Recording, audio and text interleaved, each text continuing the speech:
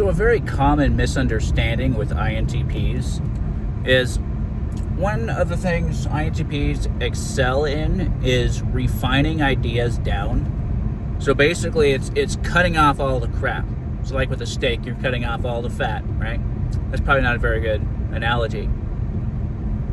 Or like, you're sifting through to find the gold, right? You're sifting through all the dirt to find the gold. You got to get rid of all that dirt. The average person isn't that good at this. Or it's not necessarily that they're not good at it, it's just that they don't do it. They don't really bother to do it. They let other people do it, like INTPs. But anyway, because of this, some people will mistake their theories and their ideas or their conclusions as overly simple or overly simplified. Some people will even like throw out accusations like, "Oh, your mind thinks in a really simplistic," or sometimes it'll be more derogatory about it, like, "You have an overly simple way of looking at things." What they don't realize is oftentimes that is after like a decade or two of refining, cutting off all the crap, basically every bit of thinking that person hasn't done and other people haven't done yet. And so when they finally see the final product, they think, well, what about this? Or what about that? What about this factor? What about that factor? What about this exception?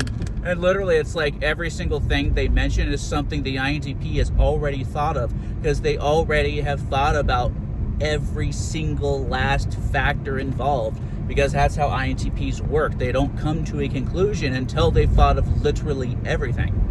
This is why most of the time they don't even come to a conclusion.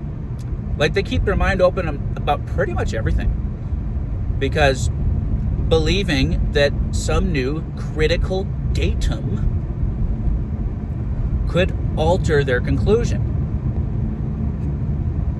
So anyway, there was this one time I was at this group, I think it was a class actually, where I said that ultimately narcissism is a problem with the empathy function in the brain. I actually remember reading that somewhere.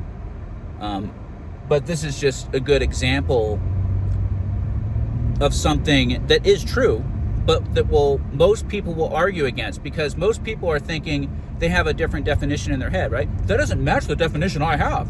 So they think it contradicts, when it doesn't contradict. It doesn't contradict any definition there is about narcissism. But to them it sounds too simplified. Doesn't matter. This just sounds too simplified to me, and so they just won't.